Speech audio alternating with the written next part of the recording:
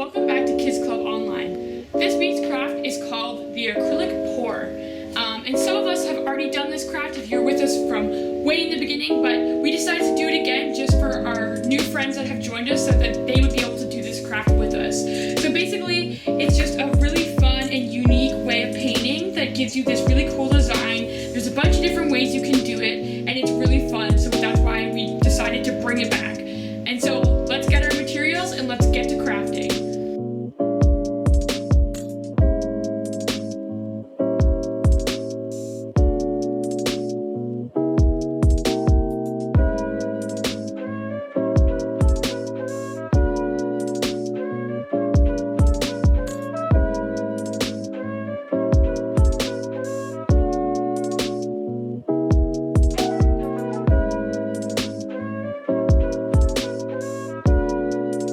Okay, so once you have all your materials, what you're going to want to start with is these 3 clear cups. So one of them has the word white on it, so you're going to use that for your white paint.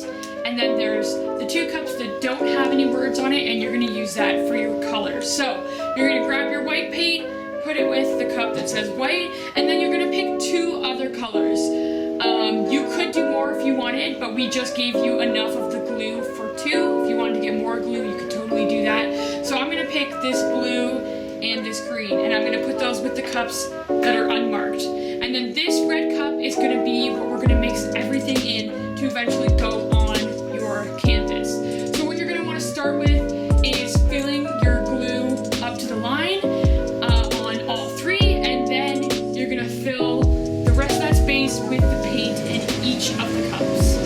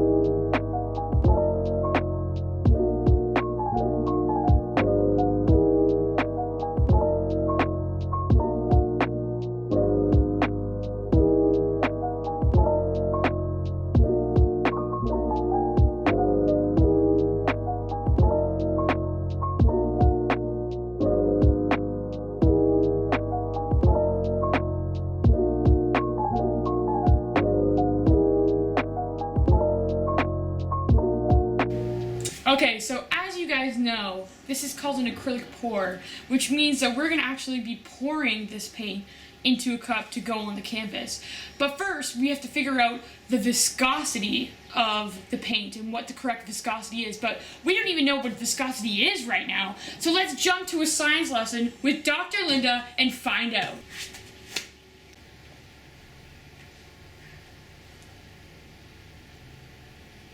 Okay, class. Who knows what viscosity is? Anybody? You, Timmy in the back. What? Viscosity, Timmy! We went over this! You have a test on Monday! Come on! Viscosity? Like Visco Girl? Like Hydro Flask? Not like Visco Girl, Timmy! Get off TikTok! I just don't remember. Can you tell me again? Sure, Timmy. I'll remind you again. I'll let it slide just this once. So basically, what viscosity refers to is the resistance a liquid has when pouring. In simpler terms, it just refers to the thinness or thickness of a liquid when pouring. So, for example here, we have something like glue. Now, glue has a very high viscosity. So when I go to pour glue, as you can see, it's very, very slow. It comes out very slowly, which means it has a higher resistance when pouring, therefore a higher viscosity. But then, when I take something else, like this water here, and I pour the water comes out super, super fast, way faster than the glue. That's because the water has a lower resistance when pouring, which means it has a lower viscosity. So when we're using our paints here, we want to try and get a consistency that's in between the glue and the water. So we don't want it to pour as slowly as the glue pours, but we also don't want it to pour as quickly as the water. So we want to try and find a consistency that is somewhere right in the middle, and it's going to make it perfect for our acrylic pours. Okay, class, who can now tell me what viscosity means after my explanation there? Oh, pick me, pick me, pick me. Don't pick Timmy. Jimmy. Oh, she picked me. If you turn to chapter 3, viscosity equals how fast or slow a liquid flows. Basically, how thick is it when it's flowing? Oh, that was a perfect explanation, Jimmy. Great job. Now let's get back to our craft. Okay, so now for the water, we didn't put lines on the cups because it really just depends on the paint that you have, because some paints are thicker than other paints. So basically what you're gonna go for is this one I already pre-added some water to. You're gonna wanna go for something, again, like we said, that is in between the glue and the water. So as you can see, this pours and it doesn't drip like water it will. So it's not that thin, like it still holds a line like that. But if you look in the cup, as I'm doing this, it doesn't mound up at the bottom. Like it's not creating a mound like glue would. It's okay if it's not exact like this, but basically you're just trying to get a consistency that's somewhere between the glue and the water. You don't want it too thick, just because the paint's too thick, it'll start to crack on the canvas. You just basically want it to be pourable, but not water, essentially.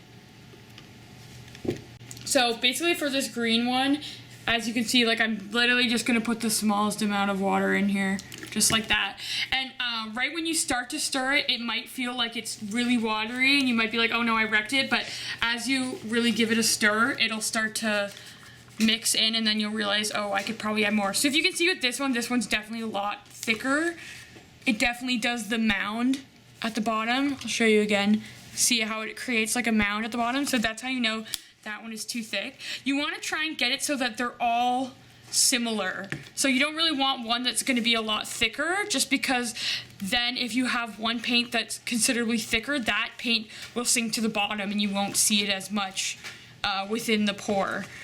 And again, like it really just depends on the paint that you have as well, because some paints are just naturally thicker. So even again, you can still see it's still mounding. So I think this one I could add a little bit more. This has been sitting for a little bit as well, and so if you do that, the glue starts to kind of get thicker again because it's starting to dry. So I think too, if you let this sit for a little bit, you're gonna have to add more water.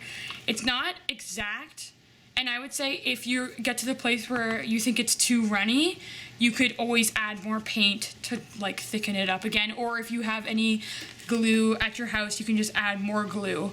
Like it's pretty easily fixable, but I would say it's better to add less water and then just keep adding like I'm doing than add a bunch and like wreck it. So I would just keep like fiddling with it. You have to really stir it to get everything.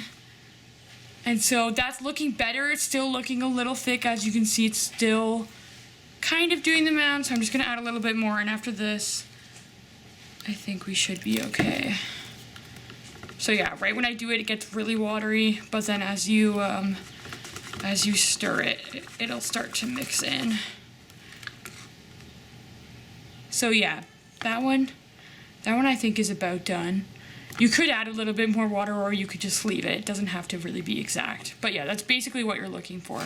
It's very similar. This one's definitely a little bit thinner, so I'll probably add a little bit more water. But yeah.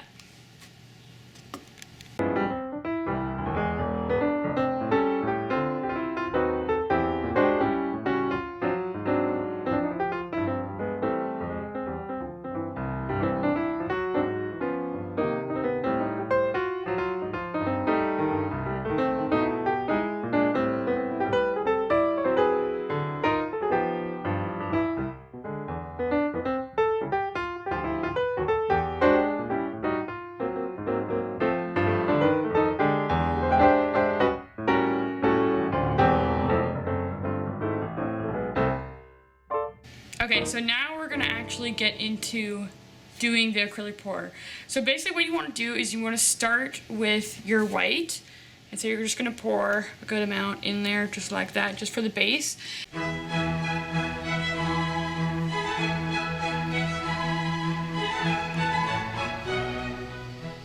Oh, hello there, I didn't see you there. Welcome to Color Theory 101. Here we will be learning about the color wheel. So I'm sure as many of you know, the primary colors are red, yellow, and blue. Now, for the purposes of our acrylic pour, we're going to be talking about secondary colors, which are green, purple, and orange, and the primary colors together. So when you create your pour, like we have right here, if you choose colors that are on the same end of the color wheel, say blue and green or blue and yellow, they will mix together to make a color. But if you pick colors on the opposite ends of the color wheel, such as blue and orange, they will not mix to make a color. They'll mix to make brown, which is not what we want. So if you want to do a beautiful acrylic pour like this, you want to pick colors that are going to be on the same side of the color wheel. So in our example that we did blue and yellow, because then when they mix together, they make green. Thank you for coming to my class today, and I hope to see you later.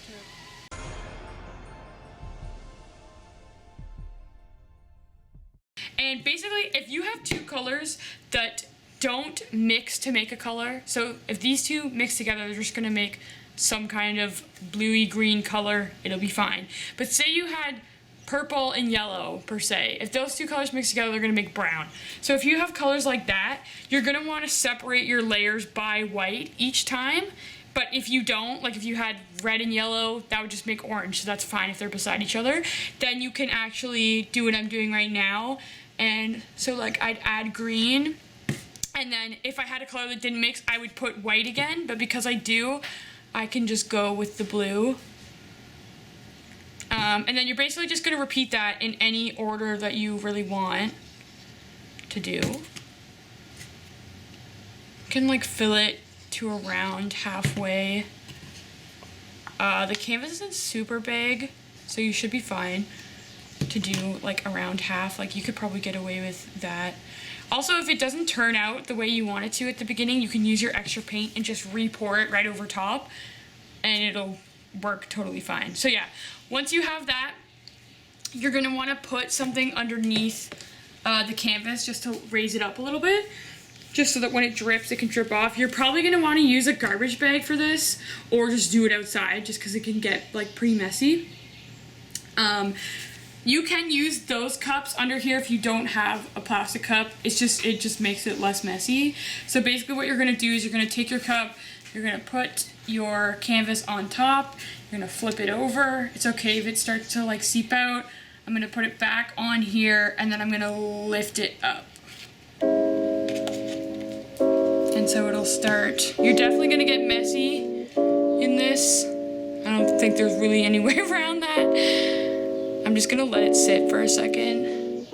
You don't have to do that, you can just start going with it. And then I'm basically just gonna move it around so that it covers my canvas a little more. And then if you wanna change it, you can kinda drag it like that. It's okay if the very corners aren't covered, because you can set it on your thing and then just take this paint that is dripped and start to fill in those corners. If there's a part that you don't want to lose by moving it, yeah, you can I'm just picking up this paint that's on the cardboard and dabbing it into those corners. Just like that. And basically what you can do is you kind of can just let this sit if you want, because it'll start to change. As you can see, those rolls are starting to come in. And then in 10 minutes, if you want to move it again, you can. Or if you just like it like this, that's totally fine. But basically, you're going to have to let this dry on a flat surface so that the paint isn't running. And then I would say like in about a day, it would be ready to go. But yeah, in a stage like this, you you can like keep moving it around if you don't like, say you did it and you didn't like how this turned out, you could keep moving it around to change it. You could also do another pour, like I still have some in there and I still have some in here, so I could do another one over top of this, or if I like this one, I could do another one. If you have anything else that you could paint on at home, you can totally do that. So this is the other way that you can do it. Instead of just dumping the cup upside down, you can do something that is called the tree ring technique. So basically what you're gonna do is you're gonna pick up this cup and you're actually gonna pour, and you're gonna do it in circles like a tree ring. And you can kind of go wherever you wanna go with it. It just gives it a little bit different of effect. Again, I'm just gonna let it sit for a second. But as you can see, it gives it a little bit different shape when you do it this way. And again, once this settles out a little bit more, I'll move it so that it'll cover the corners. But yeah, it's just a different way of doing it. Just gives you a little bit different of effect. You can kind of control where stuff is a little bit more, which is nice.